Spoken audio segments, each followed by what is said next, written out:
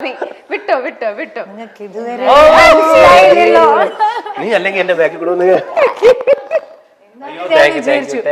എന്തുകൊണ്ട് നിങ്ങളെ കാണാല്ലേ? ഞാൻ ചേച്ചിനെ കാണാൻ വന്നത്. എനിക്ക് നിന്നെ കാണാലോ. നീ ചേച്ചിയെ കാണാൻ വന്നപ്പോ എനിക്ക് നിന്നെ കാണാൻ. ഞാൻ എന്റെ അടുത്ത് ഇങ്ങനെ പറഞ്ഞു പാലാരിവട്ടത്ത് ഇങ്ങനെ രമ്യ ചേച്ചി ഉണ്ട്, അപ്പൊ ഞാൻ വിചാരിച്ചു രമ്യ ചേച്ചിനെ കാണാൻ. അല്ലാതെ നിങ്ങളെ കാണാൻ ആരെങ്കിലും ഇവിടെ വരെ നീ ആയിരുന്നു കുറച്ചുകൂടെ കണ്ണി പൊത്തി ഒന്നുകൂടെ കുറച്ചും കൂടെ വിചാരിച്ചു ഞാനായിരിക്കും എന്നുള്ളത്. ഇല്ല, ഞാൻ പിന്നെ രാസയ്യോ എന്ന് പറയാൻ വന്ന പിന്നെ ഐ നോ ദാറ്റ് പിന്നെ പറയുന്നത് എനിക്ക് അറിയായിരുന്നു. ഇദ്ദേഹമാണ് നമുക്ക് കുറച്ചു മുമ്പ് ലെറ്റർ എഴുതി തന്നത്, മനസ്സിലായോ? ഞാൻ വേറെ ഒരു എഴുത്തെഴുതി എനിക്ക് അയച്ചേക്ക് മറ്റേ പോസ്റ്റ് കണ്ടിട്ട് എനിക്ക് ഇപ്പൊ എല്ലാരും ലെറ്റർ ഒക്കെ മറന്നില്ല. എല്ലാരും ഈ പറഞ്ഞ പോലെ മെസ്സേജ് അല്ല അയക്കുന്നത്. ഞാൻ അറിഞ്ഞില്ല. പിന്നെ എന്തല്ല സുഖന്നെ? നീ എന്നെ ഇങ്ങനെ കുറച്ചു നേരം വിഷമായിരുന്നു, പക്ഷെ കണ്ണൊക്കെ പൊത്തി കഴിഞ്ഞപ്പോ എനിക്ക് സുഖം തന്നെ. മറ്റേ സലിമോനോട് പറയണ പോലെ ഒന്നുകൂടെ പൊത്തു. ശരിക്കും അത് മനസ്സിലായില്ല. നീ പൊത്തി കഴിഞ്ഞാൽ എനിക്ക് കറക്റ്റ് ആയിട്ട് എസിയിൽ നിന്നിട്ട് തണുത്തിട്ട് ഞാൻ പറയും ഇത് ഏതായി രൂപം, നിന്നെ ഇങ്ങനെ കാണാൻ ഭയങ്കര പാടാണ്, അല്ലെങ്കിൽ ഭയങ്കര ഫാഷൻ. കാവിലെ ഭഗവതി ചേച്ചി സുഖമായിട്ടിരിക്കണോ? എന്തോ സുഖം സുഖം സുഖം. ഇത് നല്ല കുറിയൊക്കെ തൊട്ട് അതെന്താ കുറിയൊക്കെ തൊട്ട് വന്നേക്കണേ?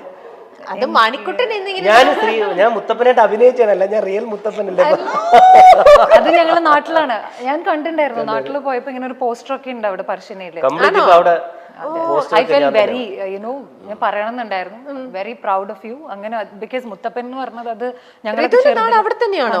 അമ്പലത്തിനടുത്ത് തന്നെയാണോ? അമ്പലത്തിനടുത്തല്ല, തളിപ്പറമ്പാണ്.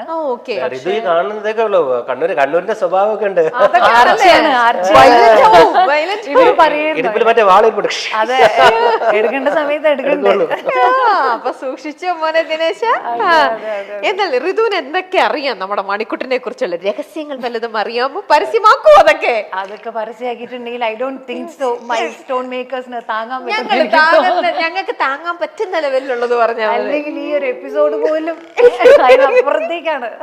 കാരണം ഇനി ഫസ്റ്റ് ആണ് എനിക്ക് തോന്നുന്നത് ഇങ്ങനെ ഒരു കോൺവെർസേഷൻ. ഞാനാണെങ്കിലും ഭയങ്കര നെർവസ് ആയിട്ടും കുറച്ച് ഫോമൽ ആയിട്ടും ഒക്കെ നിങ്ങൾ ഇരിക്കാൻ പോണത് അല്ലേ? അപ്പൊ ആൾക്കാർ ഇത് ഇങ്ങനെ ഒന്നും അല്ലടാ, അല്ലെങ്കിൽ നിങ്ങൾ തമ്മിലുള്ള എന്ന് പറഞ്ഞാൽ എടാ വാടാ പോടാ സ്റ്റൈൽ അല്ലേ? ഞാൻ പറയില്ലേ, ഇവരൊക്കെ ഈ പറയുന്ന പോലെ ആ ഫ്രണ്ട്ഷിപ്പ് മെയിൻറ്റെയിൻ ചെയ്യുന്നുണ്ട്. ഞാനാണ് പല സമയത്ത് വിട്ടു പോകുന്നത്. ഇവര് ട്രിവാൻഡ്രത്ത് വരുമ്പോഴോ അല്ലെങ്കിൽ ഞാനാണ് ചേട്ടാ ഇവിടെ ഉണ്ടോ, ചേട്ടാ എന്താണ് വിശേഷങ്ങൾ, അപ്പൊ വീട് പൂട്ടി പോകും. എന്നടുത്ത് പറയും നീ നേരത്തെ പറയണം കേട്ടോ, അല്ലാണ്ട് എന്നിട്ട് പറയും ഇന്നലെ വരെ ഞാൻ വിട്ടിട്ടുണ്ട്, ഇന്നിപ്പോ ഞാനും അമ്മയും കൂടെ കുഞ്ഞമ്മേന്റെ വീട്ടിൽ പോയി ഞാൻ മിക്കപ്പോഴും വരുമ്പോ അപ്പോഴും എവിടെയാണ് ചേട്ടാ, ഞാൻ എറോബിക്സ് ആണ്, ഭയങ്കര ബിസി. ഓ മൈ ഗോഡ്, ഇത് എന്തത്, ഇത് വെറുതെ പറയണതാണോ അതോ അതെനിക്ക് നിങ്ങളാണോ? ഞാൻ ചിലപ്പോ ആ സമയത്തല്ലേ ഭയങ്കര ഡള്ളായിട്ടിരിക്കും. അപ്പൊ വന്ന് കണ്ട ഇതേപോലെ ഇവളെപ്പോഴും വല്ല എന്തിനാണ് ചേട്ടാൻ നിങ്ങൾ 100 ദിവസം നമ്മളൊക്കെ ഒരുമിച്ച് ജീവിച്ച ആൾക്കാരല്ലേ, പിന്നെ എന്തിനാ ഇത്ര കോംപ്ലക്സ്? എന്തിനാ മണി ഇത്ര കോംപ്ലക്സ്? അതിന് 100 എത്ര ദിവസം ചോദിച്ചാലും ഞാൻ എപ്പോഴും എന്നെ ഏറ്റവും നല്ല രീതിയിൽ പ്രത്യേകിച്ച് സ്ത്രീകളുടെ മുമ്പിൽ ഞാൻ അവതരിപ്പിക്കുകയുള്ളൂ. അവിടെ നിങ്ങൾ പറഞ്ഞ് കംപ്ലീറ്റ് ചെയ്യാത്തൊരു സംഭവം ഉണ്ട് ബിഗ് ബോസിൽ. നിങ്ങൾ രണ്ടുപേരും കൂടെ ചേർന്ന് മുഴുമിപ്പിക്കാത്ത എന്തായിരുന്നു ആ സംഭവം? എന്താണ് നമുക്കത് വീഡിയോയിലേക്ക് നോക്കിയാലോ? എന്താണെന്ന് പറ്റി പറയുകയാണെങ്കിൽ ആരൊക്കെ ഋതുവിനെ കളിയാക്കി പാട്ട്, മറ്റേ പാട്ടിന്റെ പേരെന്താ, രാസയ്യോ, ആ പാട്ട് കേട്ട് മടുത്തു എന്ന് ആര് പറഞ്ഞാലും എന്നെങ്കിലും ഋതുവിന് അത് പാടണമെന്ന് തോന്നുന്നെങ്കിൽ എന്റെ ചെവിയിൽ വന്ന് പാടുക. ഈ കാതുകളെന്നും നിനക്ക് ഓപ്പൺ ചെയ്ത് വെച്ചേക്കുന്നതായിരിക്കും. അത് ഋതുവിന്റെ എക്സ്പ്രഷൻ കേട്ടോ, അവന്റെ ഒരു കാത് സാധാരണ ഇവിടെ ഇപ്പൊ മനസ്സിലായില്ലേ ഈ ഷോ റിയൽ ആണെന്നുള്ളത്. എന്നാ പാട്ട് പാടൂ, ഇപ്പോൾ ആ കാതിൽ പാടുള്ളൂ, അത് അല്ലാതെ പാടൂ. ഇനി ഒരു പാട്ടിന് അത് പാടിയിട്ടുണ്ടെങ്കിൽ ഇവരെല്ലാം കൂടെ എന്നെ എനിക്ക് തോന്നണ എടുത്തിട്ട് ഇടിക്കും. അത്രയും പാടിയിട്ടുണ്ട് അല്ലേ? എനിക്ക് തോന്നുന്നു ഞാൻ പാടിച്ച മണിക്കൂട്ടൻ ചേട്ടൻ കൂടെ ഉണ്ടെങ്കിൽ ഞങ്ങൾ അവിടെ ആഘോഷമാക്കിയ ഒരു പാട്ടുണ്ട്, അത് പാടാം. എന്നാ അത് പാടും, ഏതെങ്കിലും ഒരു പാട്ട് പാടും. അതിപ്പോ പാടിക്കഴിഞ്ഞാൽ പക്ഷെ തല പാടാൻ കൂടെ നന്നായി പാടും. ഈ പറഞ്ഞ ഋതു നന്നായി പാടും. ഋതുവിന്റെ ഒരു പാട്ട് കേൾക്കുക എന്നുള്ളതാണ് ഈ പ്രോഗ്രാമിനെ സംഗീത സാന്ദ്രമാകും.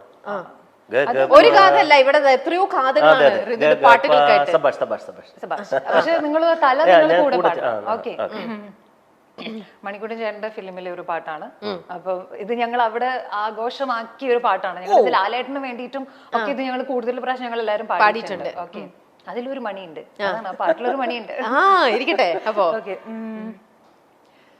നൊമ്പരം കളയും നാളം നീ, സ്നേഹമണിനാദം നീ, ജീവിതം വെറുതെ വാടുമ്പോൾ കുമ്പിളിൽ നിറനിറയെ നീ തുള്ളിത്തുള്ളും മധുവല്ലേ, നീയുള്ളിനുള്ളിൽ നാനവല്ലേ, നീ തീരത്തുള്ള തണലല്ലേ, എരിന്റെ തിരിയേ നല്ലിടയനു നീ.